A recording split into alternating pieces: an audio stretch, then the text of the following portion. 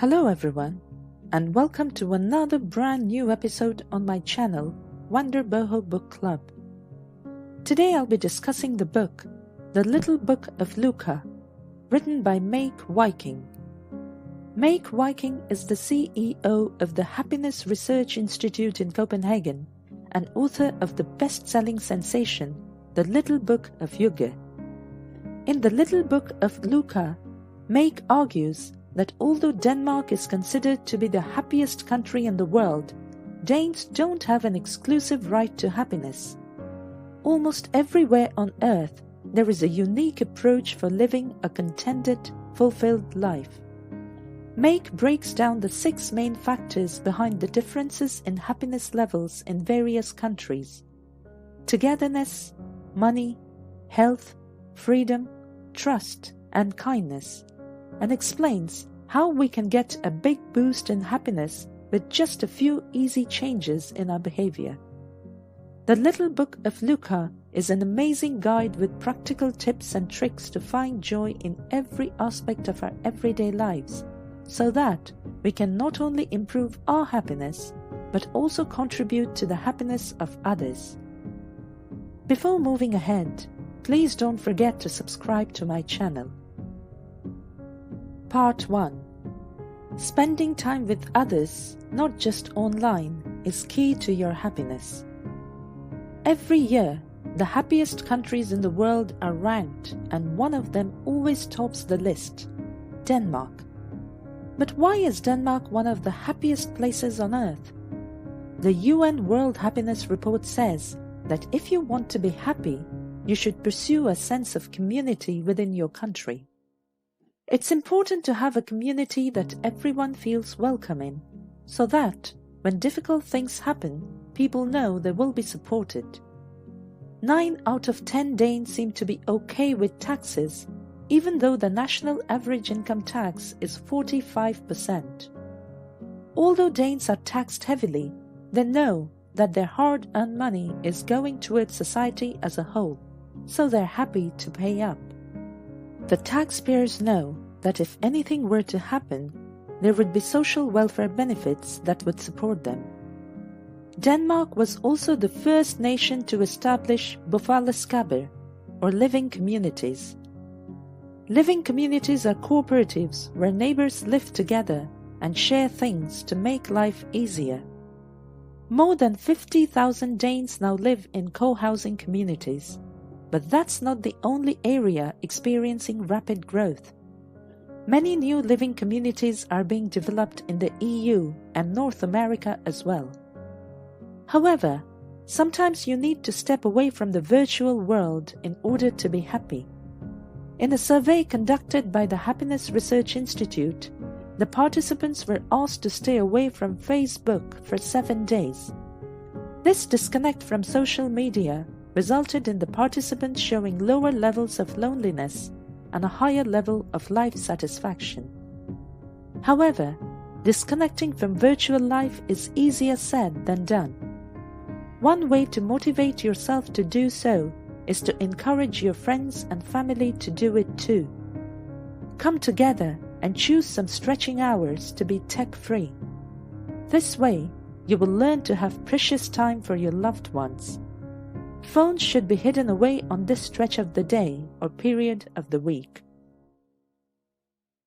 Part 2. Money doesn't make you happier, but the experiences you have does. Most people would agree that money can't buy happiness. But surprisingly, wealthier countries tend to have a higher level of well-being than their poorer counterparts. But don't be fooled into believing that having more money means you will be happier. As our studies have shown, it's the experiences we have rather than money that directly affects our level of happiness. Anticipating these experiences is also important and could affect our happiness. For example, if you're thinking of buying a new living room recliner, perhaps it's best you don't order one right away, but wait for a bit. A delayed purchase can be a good way to motivate someone to get an important task done while giving them something to look forward to. This way, you will constantly be reminded of the good feeling from finishing that task every time you use your chair. Although it can be tempting to go with the flow, it's often worth scheduling things in advance. It will give you something to look forward to, which means that you can enjoy the anticipation now and know that something good is coming up soon. It's also important to remember that sometimes comparisons can be dangerous, especially if you compare your wealth to people richer than you. People often try to present themselves as wealthier than they actually are. This often causes them to spend more money than they have. A lot of people try to keep up with the Joneses, especially when it comes to consumption, which can be a false sense of superiority. In the end, this only leads to a seriously unsustainable lifestyle for everyone involved. So, for your mental sanity, it's wise not to compare your material wealth to others. Part 3. Taking care of your physical health can make you happy. It's really important to remember that being physically healthy can actually lead to a more balanced sense of happiness. Danes are one of the happiest populations on earth, and there is a lot of reason for that. One big factor is that they're so healthy, and that's primarily because most Danes bike instead of drive. Research has shown that people who bike to work stand 41% less risk of premature death. In Copenhagen, 63% of people bike to work, and the whole country of Denmark has 17% of people taking bike trips inside of Denmark. Added bonus: for every kilometer biked in Copenhagen city, the city administration saves about 7 cents due to reduced traffic, reduced air pollution, and less road and infrastructure damage. A survey of people's moods on public transport found that the bus is the least enjoyable way to travel, while walking was the most popular way to travel, followed by cycling. If you're interested in being healthier and happier, then biking or walking to work is definitely a great way to do so. You should also take care of your mental health to be happy. It's just as important as your physical health. Shinrin-yoku, or forest bathing, is a popular activity in Japan that involves people taking relaxing walks in the forest while experiencing the sights, sounds, and smells of nature. Thus, being close and connected with nature can improve your mental and physical health as well. Part 4. More leisure time makes you happier. One of the most important things for happiness is freedom. Freedom is not just the choice to pursue what you want, but also having free time so that you're not stressed and can be truly happy.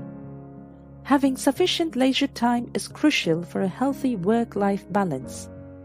Countries that get it right in this category include Denmark, which ranks among the world's most generous. Parents can often be desperate for time to just unwind, and Denmark wants to give them the opportunity. A recent law allows both parents to take 52 weeks of paid leave, dividing it up between themselves however they see fit. However, parents often need more than time off at work. They also need the help of trusted family members and friends to raise their children.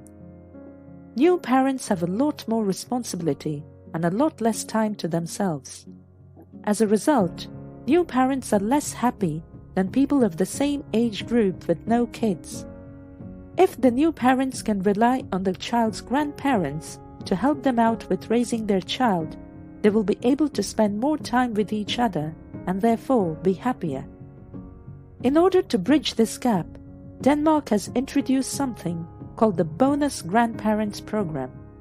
This is for families whose grandparents are no longer able to raise their grandkids. The program connects families with senior citizens so the parents can take some time off for themselves and the seniors get to take care of little children. This way, the program provides a really good community service. Part 5. Trust and empathy increases happiness. Trust is an important factor when it comes to happiness. But what are some ways to develop more trust in your life? Start out with empathy. Research has shown that preschoolers who are empathetic are more successful in their future education and employment. These same people also enjoyed better mental health and were less prone to crime and substance abuse in the future. Denmark has a school system that focuses heavily on developing a child's social and emotional skills. For example, young students are shown pictures of different emotions and asked why people may feel such emotions. People in Scandinavian countries encourage their young ones to read stories together. It helps improve their empathy and sensitivity. In fact, schools implementing these practices have a lower rate of bullying. Part 6. Inequality creates unhappiness. As inequality rises, people start to compete with each other, and they don't see others as partners anymore. This can also translate into them feeling more distrustful than when everyone is equal in society. A lot of research has been done on the topic of inequality and how it affects people. One of the findings is that it drives people apart and makes them less trusting, which can have negative consequences on mental health as well. Increased rates of crime or obesity are just a couple of examples. For example, air travel can sometimes result in different treatment for different groups of people and lead to a lot of anger and negative feelings. Having a first-class section on the plane might be one of the factors that create a sense of inequality among passengers. This is an even bigger problem for economy class passengers, as they have to walk through the first class in order to reach their seats. This makes them much more likely to feel affronted and could lead to more occurrences of air rage. Part 7. Kindness and charity increases happiness. Doing something kind for others without any expectation of reciprocation is a great way to feel good about yourself. Volunteering is a two-way street. Not only does the person you are volunteering for benefit, but you also get something out of it. Volunteering takes effort, but if done right, can be rewarding. Volunteering raises levels of happiness. Volunteers usually experience gratitude towards what they already have, as they are more exposed to people who are less fortunate and have much less than them. A lot of volunteers say that without their volunteering work, their lives would be less fulfilling because they'd have less friends and less connections with people. According to the Danish Institute for Voluntary Effort, a whopping 70% of Denmark's residents have taken time out of their busy schedule to donate time in the last 5 years. There are numerous organizations all over the world which bring together people who want to help their communities by adding value to others' lives. These services could be anything from providing shelters for the homeless to free education for poor children. Volunteering can also help you find a cause that you care about, and your local community is probably home to some organizations which would appreciate a volunteer or donation. Conclusion. Although a lot of people think of Scandinavian countries as the happiest ones in the world, there are actually a lot of things we can do to improve our own happiness and that of those around us if we want to, without having to move to Scandinavia.